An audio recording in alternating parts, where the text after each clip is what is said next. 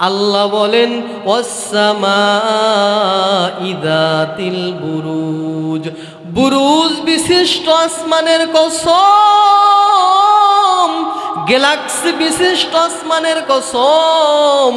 Galaxy সম্পর্কে আল্লাহ তাআলা সূরা ফুরকানের 61 নম্বর আয়াতের মধ্যে জানাইয়া দেন, তাবারাকাল্লাযী জাআলা ফিস সামাই বুরুজাও ওয়া জাআলা ফিহা সিরাজাও ওয়া কমারাম মুনীরা। আল্লাহ বলেন তাবারাকাল্লাযী জাআলা ফিস সামা, ওই বরকতময় আল্লাহ তাআলা যিনি আসমানের মধ্যে বুরুজ বানিয়েছেন, গ্যালাক্সি বানিয়েছেন। ভাই একটু ইকো কমবে, একটু ইকো কমান, বোঝা যায় না। যে আল্লাহ তাআলা জাআলা ফিস সামা, আসমানের মধ্যে বানিয়েছেন বুরুজা, বুরুজকে গ্যালাক্সি বানিয়েছেন। এই গ্যালাক্সির মধ্যে ওয়াজাআলা ফিহা সিরাজাও ওয়া কমারাম মুনীরা, এই গ্যালাক্সির মধ্যে আলোকময় চন্দ্র বানিয়েছেন এবং দীপ্তময় চাঁদ বানিয়েছেন কে? তাহলে রব্বুল আলামিন প্রথম আয়াতের মধ্যে জানাইয়া দিলেন ওয়াসসামাই যাতিল বুরুজ, বুরুজ বিশিষ্ট আসমানের কসম, গ্যালাক্সি বিশিষ্ট আসমানের কসম। বলার পরে দ্বিতীয় নম্বর আয়াতের মধ্যে বলতেছেন ওয়াল ইয়াউমিল মাউউদ, ওয়াদাকৃত দিনের কসম। আল্লাহ তাআলা ওয়াদাকৃত দিনের কসম খেয়ে বললেন, ওয়াদাকৃত দিন মানে কি? ওয়াদাকৃত দিন মানে আল কিয়ামা, কিয়ামতের দিবসের কসম। কিয়ামতের দিন একদিন হবে কি হবে না? কিয়ামতের দিন হবে কি হবে না? কিয়ামত তো একদিন কায়েম হয়ে যাবে, কিয়ামত একদিন হয়ে যাবে, কিন্তু কোন সময় হবে, কোন মুহূর্তে হবে এটা কারো জানা নাই। একজনের জানা আছে, চিল্লায়া বলেন তার নাম।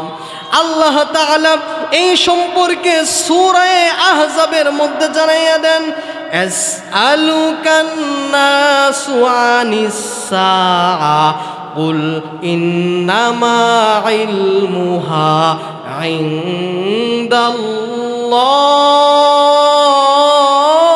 ইনদাল্লাহ। আল্লাহ তাআলা নবীকে জানাইয়া দেন, নবী আমার কিয়ামত তো হবে, কিন্তু কোন মাসে হবে, কখন হবে এই কথাটা আপনাকে মানুষেরা জিজ্ঞাসা করবে। আসআলুকা, আপনাকে জিজ্ঞাসা করবে, আন্নাসু আনিস সাআ, কিয়ামত সম্পর্কে।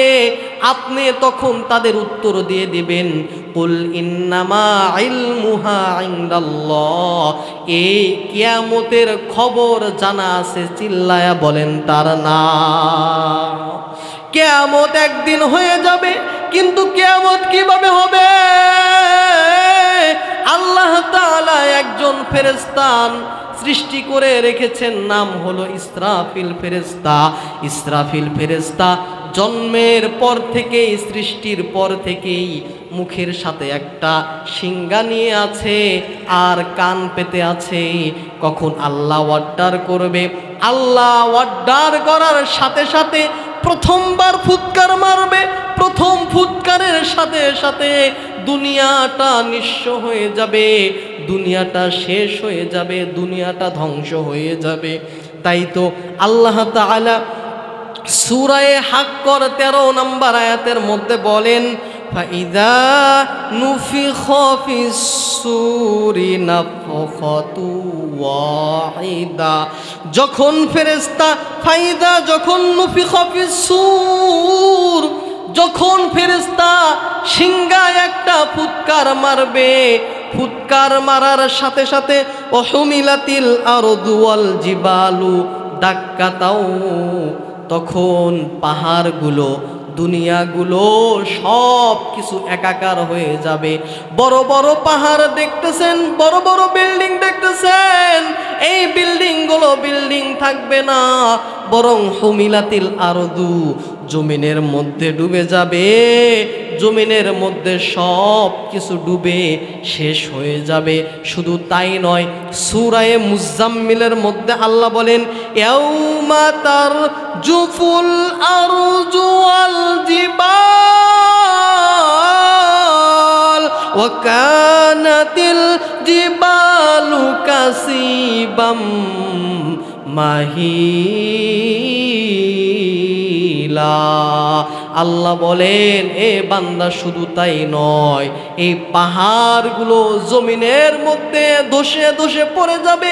আল্লাহ তাআলা সূরা কিয়ামার মধ্যে জানাইয়া দেন, ওয়াতাকুনুল জিবালু কাল আইহিনিল মানফুশ। যখন কিয়ামত কায়েম হয়ে যাবে, তখন এই পাহাড়গুলো ধুনিত তুলার ন্যায় হয়ে যাবে। তুলা যেমন উড়তে থাকে উড়তে থাকে, এই পাহাড়গুলো গাছগুলো ছিন্ন বিচ্ছিন্ন হয়ে একাকার হয়ে যাবে। দুনিয়ার মধ্যে সব কিছু ঘুরতে থাকবে, সব কিছু শেষ হয়ে যাবে। কুল্লু মান আলাইহা ফান, সব কিছু ধ্বংস, একমাত্র একজন থাকবে, চিল্লায়া বলেন তার নাম, ওয়ায়াবকা ওয়াজহু রাব্বিকা যুল জালালি ওয়াল ইকরাম। আল্লাহ বলেন, কিয়ামত শুরু হয়ে যাবে, সব কিছু ধ্বংস হয়ে যাবে, একমাত্র আমি আল্লাহর ক্ষমতা থাকবে, অন্য কারো ক্ষমতা থাকবে না। যখন সব ধ্বংস হয়ে যাবে, আল্লাহ তাআলা তখন এই দুনিয়াকে ডেকে ডেকে বলবে, এ দুনিয়া আইনা আশজারুকি আইনা আনহারুকি, ও দুনিয়া তোমার ভিতরে যারা, হে দুনিয়া তোমার ভিতরে যারা লা ইলাহা ইল্লাল্লাহ, আল্লাহ তাআলা তখন বলতে থাকবে, ইয়া দুনিয়া আইনা আশজারুকি, ইয়া দুনিয়া আইনা আনহারুকি, হে দুনিয়া তোমার মধ্যে যে বড় বড় গাছ ছিল, তোমার মধ্যে যে বড় বড় পাহাড় ছিল, সেই পাহাড়গুলো কোথায়? তোমার ভিতরে যারা অহংকার নিয়ে ঘুরতো, সেই অহংকারী ব্যক্তিরা কোথায়? কেউ জবাব দিবে না, জবাব দেওয়ার মতো কেউ থাকবে না। তখন আল্লাহ তাআলা নিজেই বলবেন, লিমানিল মুলকুল ইয়াউম, আজকে রাজত্ব কার? চিল্লায় বলেন, কিয়ামতের রাজত্ব কার? আল্লাহ তাআলা নিজেই প্রশ্ন করেন, আবার নিজে উত্তর দিবেন, লিল্লাহিল ওয়াহিদিল কাহ্হার। আজকে রাজত্ব আমি আল্লাহর। আল্লাহর রাজত্ব যখন হয়ে যাবে, আর কেউ থাকবে না, সব কিছু ধ্বংস হয়ে গেল, সব কিছু শেষ হয়ে গেল। এরপরে ইসরাফিল ফেরেশতা আল্লাহর অর্ডারে দ্বিতীয়বার আবার ফুৎকার মারবে। দ্বিতীয়বার যখন ফুৎকার দিবে, কি হালাত হয়ে যাবে? সূরা ইয়াসিনের মধ্যে রয়েছে, অনুফিখা ফিস সূরি ফাইযা হুম মিনাল আজদাফি ইলা রাব্বিহিম ইয়ানসিলুন। দ্বিতীয়বার যখন ফেরেশতা ফুৎকার দিবে, ওই মৃত মানুষগুলো আবার জেগে যাবে। যাওয়ার পরে আল্লাহর দিকে দৌড়াতে থাকবে, আর বলবে, ওয়াকালাল ইনসানু মা লাহা, ওয়াকালাল ইনসানু মা লাহা। মানুষগুলো আল্লাহকে বলবে, ওগো মালিক, এই দুনিয়ার মধ্যে অনেক সুন্দর সুন্দর গাছ ছিল, অনেক সুন্দর সুন্দর পাহাড় ছিল। এই পাহাড়গুলো কোথায় গেল? এই পাহাড়গুলো কোথায় গেল? তখন আল্লাহর পক্ষ থেকে, আসমান থেকে অর্ডার আসবে, হাযা মা ওয়াদার রহমান, হাযা মা ওয়াদার রহমান। এটাই হলো তোমার মালিকের একটা ওয়াদাকৃত দিন, এটাই হলো রব্বুল আলামিনের ওয়াদাকৃত দিন। এই জন্য রব্বুল আলামিন সূরা বুরুজের 2 নম্বর আয়াতের মধ্যে বললেন, ওয়াল ইয়াউমিল মাউউদ, ওয়াদাকৃত দিনের কসম। প্রথম আয়াতের মধ্যে বললেন ওয়াসসামাই যাতিল বুরুজ, গ্যালাক্সি বিশিষ্ট আসমানের কসম। 2 নম্বর আয়াতের মধ্যে বললেন ওয়াদাকৃত দিনের কসম। এবার 3 নম্বর আয়াতের মধ্যে বলেন ওয়াশাহিদিউ ওয়া মাশহুদ, শাহেদ মানে যারা দেখে, যারা দেখে তাদের কসম, আর মাশহুদ মানে যাকে দেখা হয় তার কসম। তাহলে আপনারা আমাকে দেখতেছেন, আপনারা হলেন শাহেদ, আমাকে যে দেখতেছেন আমি হলাম মাশহুদ। এই 4টি কসম খাওয়ার পরে একটা ঘটনা বলতেছেন, ঘটনা শোনার দরকার আছে না নাই? তাহলে সূরা বুরুজের প্রথম 3 আয়াতে কয়টি কসম খাইলেন? 4টি। 1 নম্বর বুরুজ বিশিষ্ট, মুখস্থ করতে হবে, বুরুজ বিশিষ্ট আসমানের কসম 1 নম্বর। 2 নম্বর ওয়াদাকৃত দিনের কসম। 3 নম্বর যারা দেখে তাদের কসম। 4 নম্বর যাকে দেখা হয় তার কসম। তাহলে কয়টি কসম খাইলেন? 4টি। আগামীকাল বলতে পারবেন প্রথম 3 আয়াতে কয়টি কসম খাইলেন? 4টি কসম। 1 নম্বর বুরুজ বিশিষ্ট আসমানের কসম। 2 নম্বর ওয়াল ইয়াউমিল মাউদ, কিয়ামত দিবসের কসম। 1 নম্বর বুরুজ বিশিষ্ট আসমানের কসম। 2 নম্বর কিয়ামত দিবসের কসম। 3 নম্বর যারা দেখে তাদের কসম। 4 নম্বর যাকে দেখা হয় তার কসম। মোট কতটি কসম হলো? এই 4টি কসম করার পরে আল্লাহ তাআলা ঘটনা বলতেছেন, আপনারা কি শুনবেন সেই ঘটনা? আল্লাহ বলেন কুতিলা আসহাবুল উখদুদ, কুতিলা মানে কতল করা হয়েছে, আসহাবুল উখদুদ মানে গর্তওয়ালাদের, আন্নারি যাতিল ওয়াকুদ, এবং তাদের জাহান্নামের আগুনের মধ্যে দেওয়া হয়েছে, ওহুম আলা মা ইয়াফআলুনা বিল মুমিনিনা শুহুদ, এবং ওই গর্তওয়ালাদেরকে আগুনের মধ্যে ফালাইয়া মানুষেরা উপরে বসে বসে দেখতেছে। কোরআনের মধ্যে সংক্ষেপে ঘটনা আছে, এই ঘটনাটি হাদিস শরীফের মধ্যে বিস্তারিতভাবে এসেছে। আমি কি আপনাদেরকে সেই ঘটনা বলবো? তৎকালীন সময়ের মধ্যে খুব মনোযোগ লাগান, ঘটনাটি দেখেন। তৎকালীন সময়ের মধ্যে একজন জালেম শাসক ছিল, নাম হলো ইউসুফ বিন নওয়াজ। এই ইউসুফ বিন নওয়াজ মানুষকে অত্যাচার করত, যারা ঈমান আনত তাদেরকে আঘাত করত। মুসলমান ভাইয়েরা রে আমার, আব্দুল্লাহ ইবনে ইউসুফ বিন নওয়াজ একজন বাদশা ছিল, অত্যাচারী বাদশা। এই অত্যাচারী বাদশা, উনার জামানার মধ্যে একজন লোক ছিল জাদুটোনা করত, শিরক বেদাতি জাদুটোনা করত। জাদুটোনা করে করে মানুষের অনেক ক্ষতি করত। ওই জাদুকর একদিন বাদশাকে ডেকে ডেকে বলে, বাদশা নামদার, আমার বয়স প্রায় শেষের দিকে, আমি মনে হয় ইন্তেকাল করে ফেলবো। আমার বদলতে একজন কিশোর সুন্দর এক মেধাবী বুদ্ধিমান বালক দেন, যাকে আমি আমার জাদু বিদ্যা শিখাইয়া দিব, যেই জাদু শিখাইলে আপনার রাজ্যের উপকার হয়ে যাবে। এবার ওই জালেম বাদশাহ একজন রাজ্যের মধ্য থেকে সুন্দর মেধাবী একজন বালককে খুঁজে বের করলেন।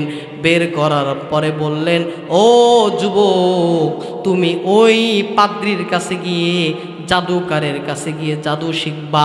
এইভাবে একদিন, 2 দিন, 3 দিন, এইভাবে মাসের পর মাস ওই ছোট্ট বাচ্চাটা জাদুকারের কাছে গিয়ে জাদু শেখা শুরু করে দিল।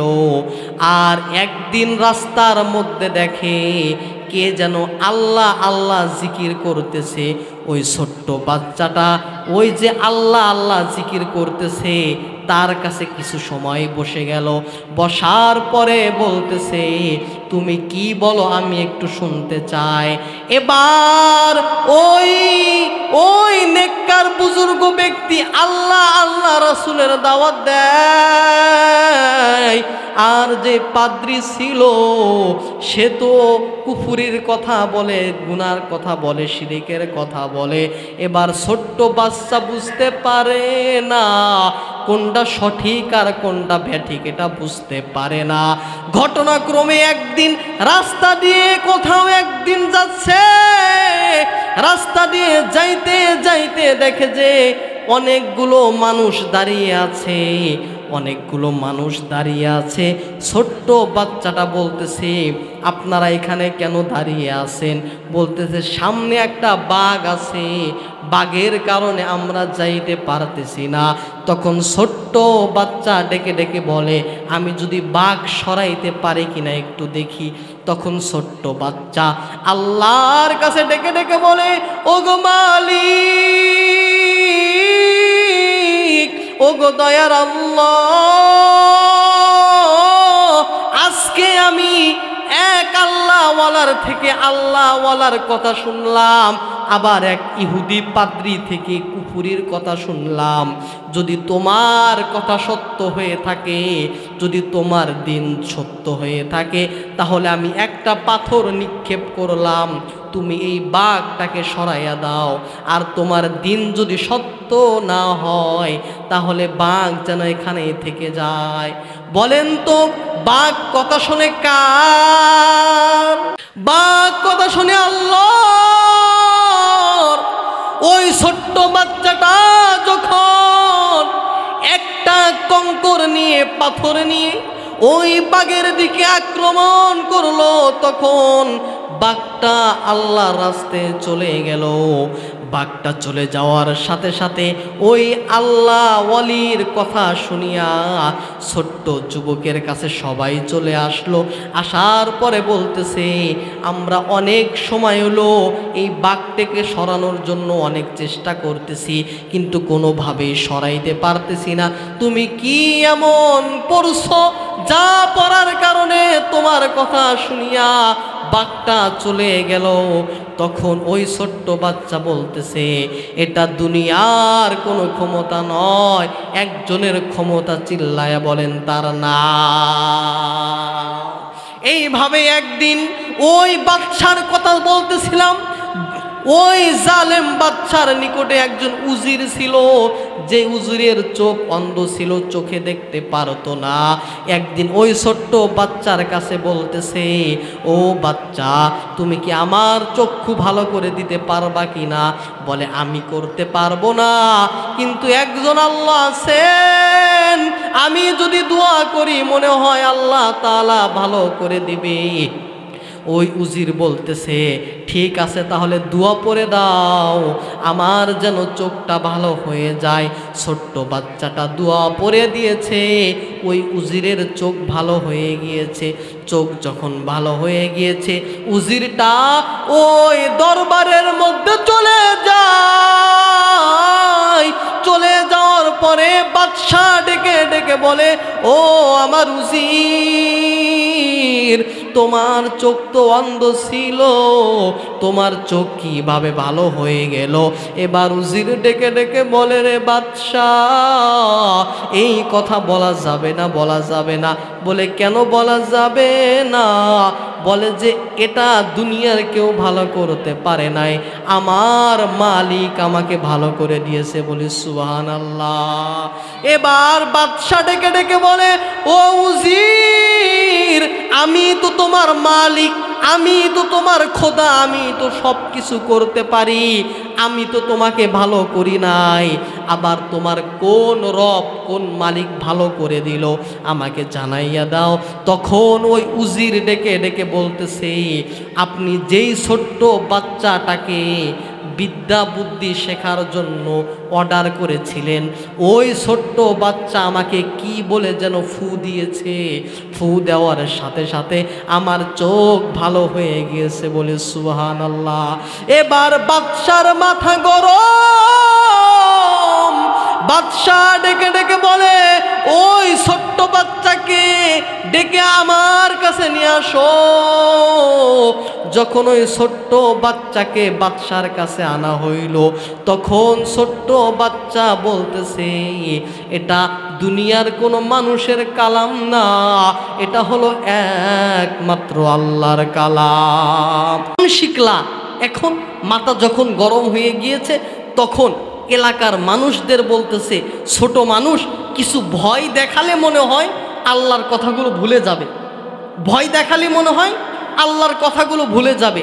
এই বলে উজিরদেরকে বলছে, বাচ্চাকে বড় একটা পাহাড়ের উপরে নিয়ে যাও, নিয়ে তাকে পাহাড় থেকে ছেড়ে দাও, একটু ভয় দেখাবা যাতে সে আল্লাহর নাম ভুলে যায়। মুসলমান ভাই, ওই ছোট্ট বাচ্চাকে যখন পাহাড়ের উপরে নিয়ে যায়, ছোট্ট বাচ্চাকে বলতেছে, ছোট্ট বাচ্চা, তোমার আল্লাহর নাম ভুলে যাও, আল্লাহর নাম ভুলে যাও। ছোট্ট বাচ্চা ডেকে ডেকে বলে, না না, আমি কখনো ভুলবো না। এবার ওই উজিররা ডেকে ডেকে বলে, যদি ভুলে না যাও তোমাকে এই পাহাড় থেকে ফেলে দিব। এবার ছোট্ট বাচ্চা ডেকে ডেকে বলে, ওগো দয়ার মালিক, আমি তোমার উপর ঈমান আনছি, তোমার প্রতি ঈমান আনার কারণে আজকে যদি আমাকে পাহাড় থেকে নিক্ষেপ করে, পাহাড় থেকে যদি ফেলে দেয়, তোমার তো পাহাড় কথা শুনে আল্লাহ তুমি একটু অর্ডার দাও যাতে করে পাহাড় থেকে আমাকে ফেলতে না পারে। এই কথা বলার সাথে সাথে আল্লাহ পাহাড়ের মধ্যে একটা ভূমিকম্প দিয়ে দিয়েছে। ভূমিকম্প দেওয়ার কারণে বাচ্চা পাহাড়ের উপরে রয়েছে, বাচ্চার সাথে যে উজিররা গিয়েছিল তারা ওই পাহাড় থেকে গড়ে গড়ে পড়ে গিয়েছে। এবার যখন আবার বাচ্চাটা বাদশার নিকটে চলে আসলো, তখন বলতেছে, বাদশা বলতেছে, তুমি মনে হয় ঈমান ছেড়ে দিছো তাই না? বলে, না, ঈমান ছাড়ি নাই, তুমি যে আমার সাথে যাদেরকে পাঠিয়েছিলে তাদের জীবন শেষ। বাদশার মাথা আরো গরম হয়ে গেল। এখন তাহলে কি করা যায়? আরো বেশি ভয় দেখানো দরকার। কি ভয়? এই বাচ্চাকে গভীর সাগরের মধ্যে নেওয়া হবে, নেওয়ার পরে বাচ্চাকে বলা হবে, তুমি যদি ঈমান না ছাড়ো তোমাকে এই পানির মধ্যে ফেলে দেওয়া হবে। মুসলমান ভাই, বাচ্চাকে যখন পানির মধ্যে নিয়ে যাওয়া হয়েছে, নেওয়ার পরে বলতেছে, বাচ্চা তুমি যদি ঈমান না ছাড়ো তোমাকে এই পানির মধ্যে ফেলে দেব। বাচ্চা ডেকে ডেকে বলে, ওগো মালিক, ওগো দয়ার আল্লাহ, আমি যেই আল্লাহর প্রতি ঈমান আনলাম, এই পানি তো কথা শুনে কার। আল্লাহকে বলল, হে মালিক, তুমি পানিকে অর্ডার করে দাও, আমার জীবন যেন রক্ষা হয়ে যায়, আর এই বেঈমান উজিররা যেন মারা যায়। বলার সাথে সাথে এমন জোরে একটা ঢেউ চলে আসছে, ঢেউয়ের কারণে নৌকা উল্টিয়ে সবাই পড়ে গিয়েছে, কিন্তু যুবকটা নৌকার মধ্যে আজও পর্যন্ত রয়েছে। এক পর্যায়ে নৌকা আস্তে আস্তে কিনারায় চলে আসার পরে ওই যুবকটা যখন বাদশার নিকটে চলে আসলো, এবার বাদশা বলতেছে মনে হয় কাম হয়ে গিয়েছে। কাম হয়েছে? মনে হয় কাম হয়ে গিয়েছে, এবার মনে হয় ভয় পেয়ে ইমান ছেড়ে দিবা।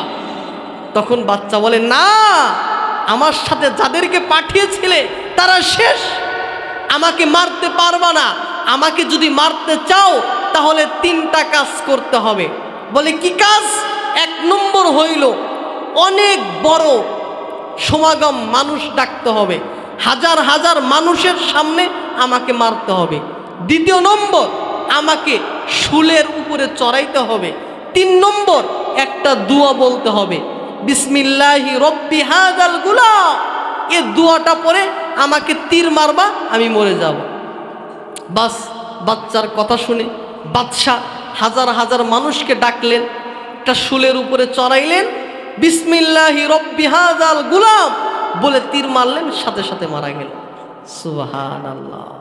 যখন বাচ্চা মারা গেল তখন হাজার হাজার মানুষ যে ছিল, এই মানুষেরা তখন ঈমান এনে কালেমা পড়ে মুসলমান হয়ে গেছে। সুবহানাল্লাহ। কারণ যে এটা তো দুনিয়ার কোনো মানুষের কথা নয়, এটা হলো একমাত্র কার কথা? এই বাচ্চাকে এত ভয় দেখাইলো, বাচ্চাকে পাহাড়ের উপর থেকে নিক্ষেপ করতে চাইলো, মারতে পারলো না। নদীর মধ্যে ডুবাইয়া মারতে চাইলো, তাও মারতে পারলো না। ছোট্ট একটা কালাম পড়লো, সাথে সাথে মারা গেল। এটা খেলকা? এই কথা বলার পরেই হাজার হাজার মানুষ যে ছিলেন সবাই ঈমান এনে মুসলমান হলেন। এখন বলেন তো, আগে ঈমানদার ছিল কয়জন? 2 জন, ছোট্ট বাচ্চা আর ওই যে উজির।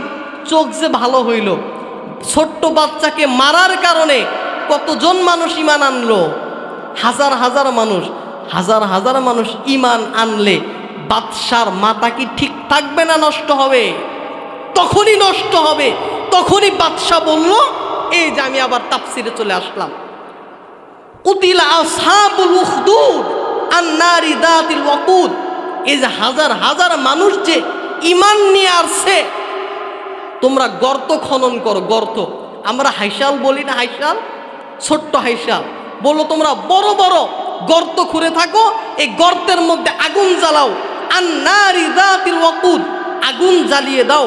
এবং ইদহুম আলাইহা কুউদ, এই ঈমানদারকে ধরে ধরে গর্তের আর আগুনের মধ্যে তোমরা ফেলে দাও। ফেলে দেয়, এই মুসলমানদেরকে গর্তের মধ্যে ফেলে দেয়। আর ওহুম আলামা ইয়াফআলুনা বিল মুমিনিনা শুহুদ, কাফেরেরা গর্তের উপরে তাকায়া দেখে আর খিলখিল করে হাসে, খিলখিল করে হাসে। যখন হাসতে শুরু করে, তাদের অপরাধ কি? যাদের আগুনের মধ্যে পোড়াইতেছে তাদের অপরাধ কি? একমাত্র ঈমান আনার কারণে, তাই না? আগুনের মধ্যে যে জ্বালাইতেছে, অপরাধ কি তাদের? ঈমান আনার জন্যে। তারা যদি ঈমানেরকে রক্ষা করার জন্য, ঈমানটাকে মজবুত রাখার জন্য, ঈমানকে অন্তরের মধ্যে কায়েম করার জন্য তাদের জীবন দিয়েছে, আমরা আমাদের ঈমানকে তাজা করার জন্য, আমাদের ঈমানকে মজবুত করার জন্য, আল্লাহর প্রতি বিশ্বাস রাখার জন্য তারা তো আগুনের মধ্যে চলেছে। আমরা যদি আবার বদরের কায়েম হয়, আবার যদি রাজপথে নামতে হয়, আমাদের বুকের তাজা রক্ত দিয়ে রাজপথ কায়েম করব, তবু আমরা ঈমান নামক দৌলত ছাড়ব না। আমরা ঈমানের জন্য আমরা শাহাদত বরণ করব, রক্ত দিব, তবু ঈমান ছাড়ব না। আল্লাহকে নিয়ে যারা কটূক্তি করে, আল্লাহকে নিয়ে যারা কথা বলে, তারা বেঈমান। কথা বলেন ঠিক কিনা? এই যে কিছুদিন পূর্বে আপনারা দেখেছেন সোশ্যাল মিডিয়ায় ভাইরাল হয়েছে, গায়ক আবুল সরকার আল্লাহকে নিয়ে কটূক্তি করেছে। আমরা সেই বাউল শিল্পীকে স্পষ্ট ভাষায় বলতেছি, আল্লাহকে নিয়ে কটূক্তি করার কারণে ও যদি বাংলার জমিনে ঠিক থাকতে পারে, আমরা আজকে মাহফিল থেকে বলে দিলাম, আমরা ওই বাউল সরকারের জিহ্বাটা পায়ের নিচে রেখে জিহ্বা ছিঁড়ে ফেলবো। তবু আমরা বাংলার জমিনে আউল ফাউল গায়ক রাখতে দেব না। এ মুসলমান তাওহীদি জনতা, আপনার ভিতরে যদি এক ফোঁটা রক্ত থাকে, ঈমানের পাওয়ার যদি থাকে, তাহলে আজকে বলে দিলাম, যারা আজ থেকে আল্লাহকে নিয়ে কটূক্তি করবে, রাসূলকে নিয়ে কটূক্তি করবে, তাদের পাইলেই জুতা দিয়ে মানুষ করব।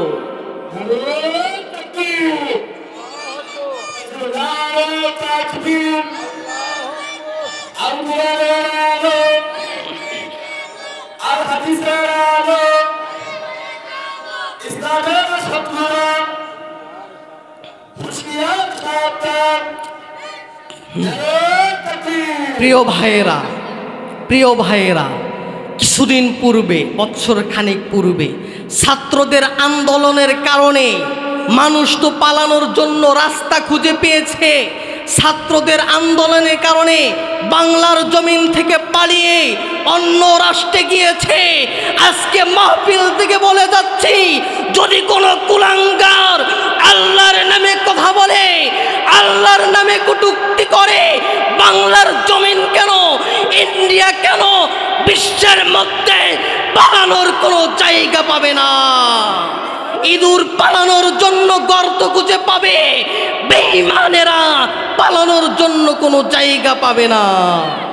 এজন্য আমাদের ঈমান মজবুত করার দরকার আছে না নাই? ঈমান মজবুত করার দরকার আছে না নাই? তাহলে আমি এতক্ষণ যে আলোচনা করলাম, আলোচনা করতেছিলাম যে সূরা বুরুজের সংক্ষেপে তাফসীর। প্রথম 3 আয়াতে কয়টি কসম খেয়েছেন? 4টি। কসম খাওয়ার পরে একটা ঘটনা বললেন, সেই ঘটনাটার মেন উদ্দেশ্য আগুনের মধ্যে পোড়ানো, আগুনের মধ্যে পুড়িয়েছে।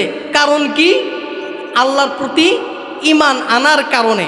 এরপরে দেখেন, আমি সংক্ষেপে বলে দিই তাদের কি অপরাধ ছিল। আল্লাহ বলেন, ওমা নাকমু মিনহুম ইল্লা আইয়ুমিনু বিল্লাহিল আজিজিল হামিদ।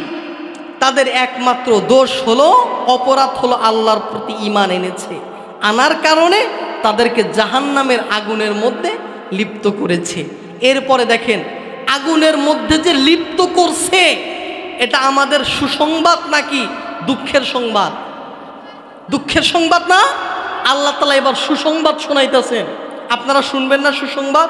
আল্লাহ বলতেছেন, ইন্নাল্লাযীনা ফাতানুল মুমিনিনা ওয়াল মুমিনাতি সুম্মা লাম ইয়াতুবু ফালাহুম আযাবু জাহান্নামা ওয়া লাহুম আযাবুল হারিক।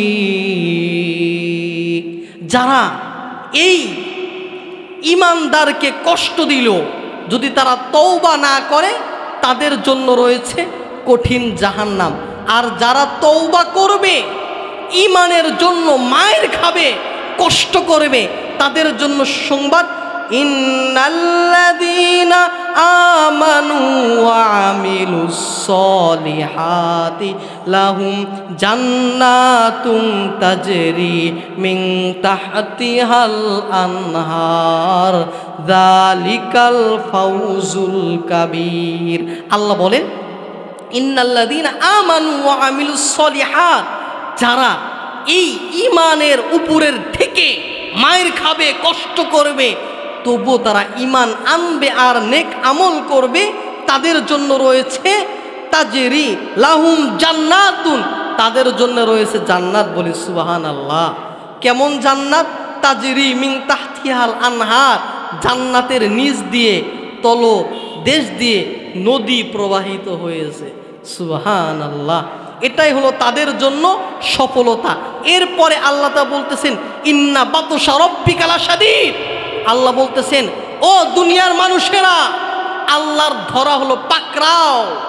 আল্লাহ ধরেন ধরেন, আল্লাহ শুধু ছেড়েই দেন, কিন্তু ধরে না, কিন্তু আবার ধরে, আবার ছাড়ে না। আল্লাহ ধরাটা কি? মজবুত ধরা। আল্লাহর পাকড়াও থেকে কেউ বাঁচতে পারবে না।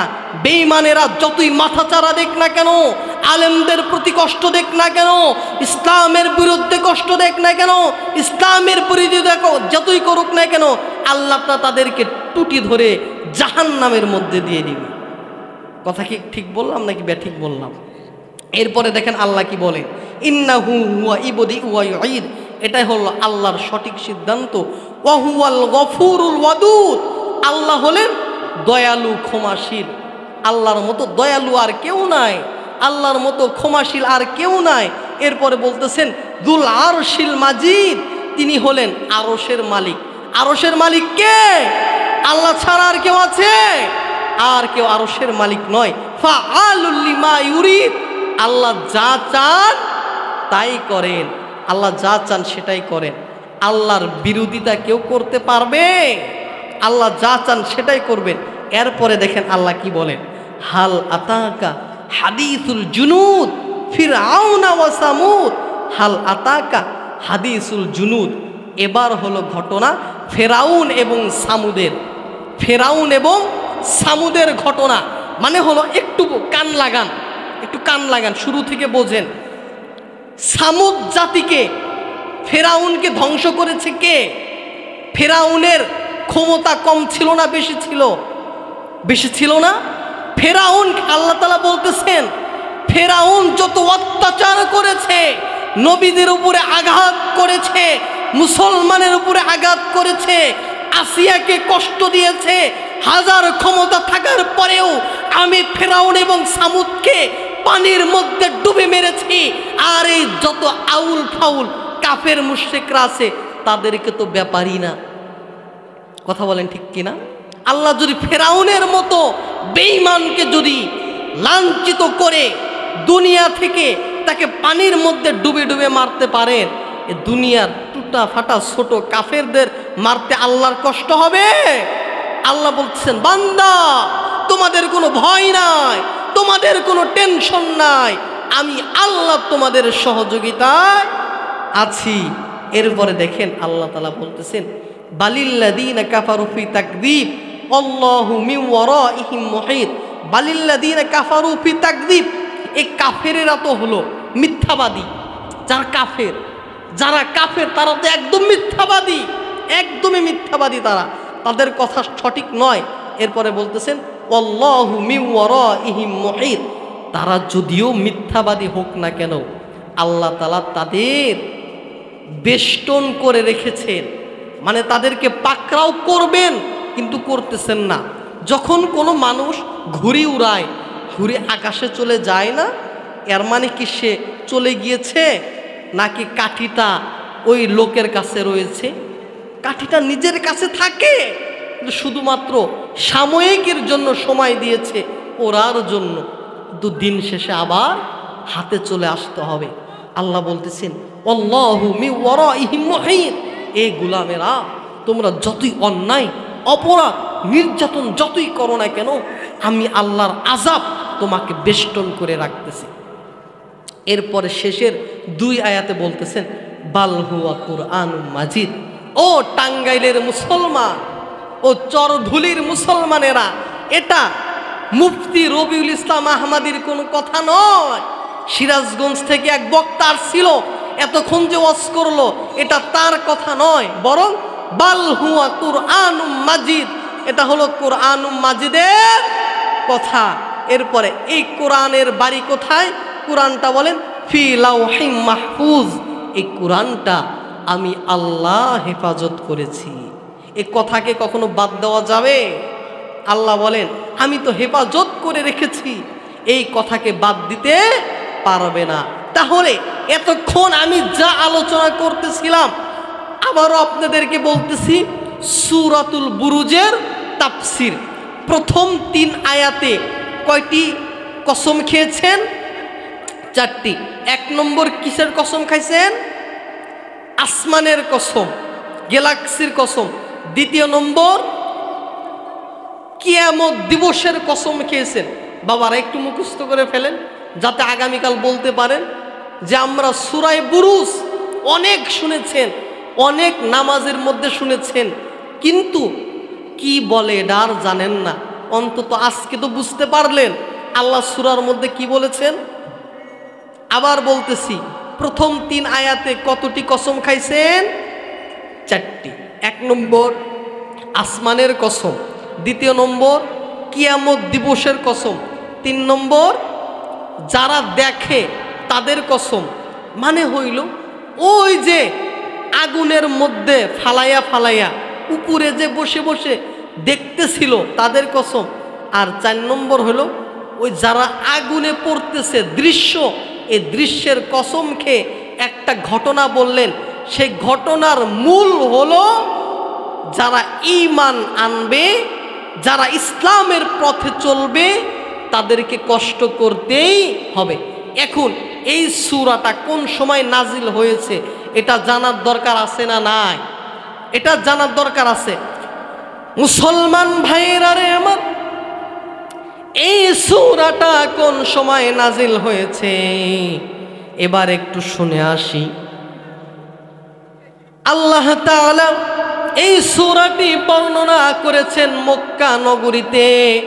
যখন মক্কা নগরীর মধ্যে নাজিল করলেন, নবী আমার ইসলামের জন্য অনেক কষ্ট করতেছে, ইসলামের জন্য মায়ের খায়, আবু বকর মায়ের খায়, উসমান মায়ের খায়, আলী মায়ের খায়। সাহাবীদের মনের মধ্যে অনেক কষ্ট।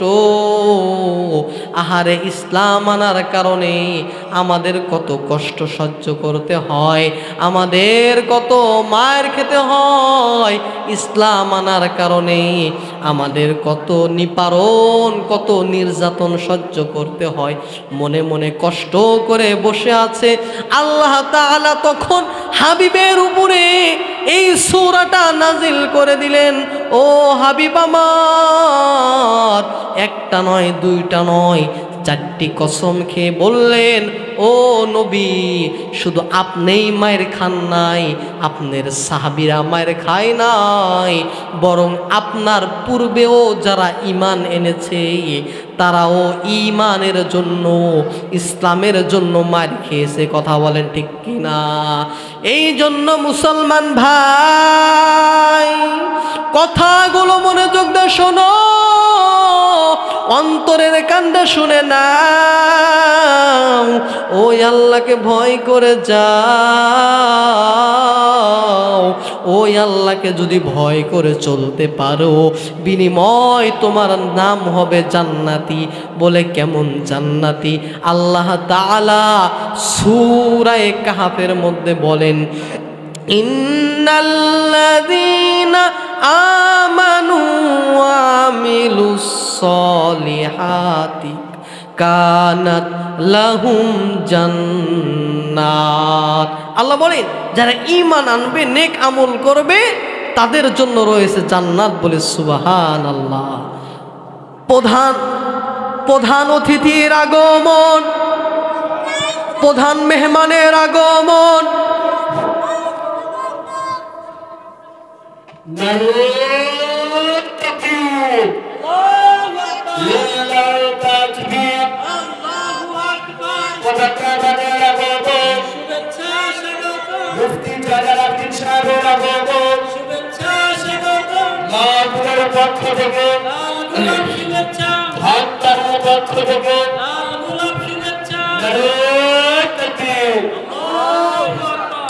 সর্বশেষ যে কথাটা আমি যে এতক্ষণ যাবৎ আলোচনা করলাম, আমার আলোচনা বুঝতে পারছেন? আগামীকাল আপনারা বলতে পারবেন আমি যে আলোচনা করলাম সূরার নাম কি? সূরায়ে বুরুজ। এই সূরা বুরুজে মোট আয়াত সংখ্যা কতটি? 22টি। 22টি আয়াতের মধ্যে প্রথম 3 আয়াতে কয়টি কসম খেয়েছেন? 4টি কসম খেয়েছেন।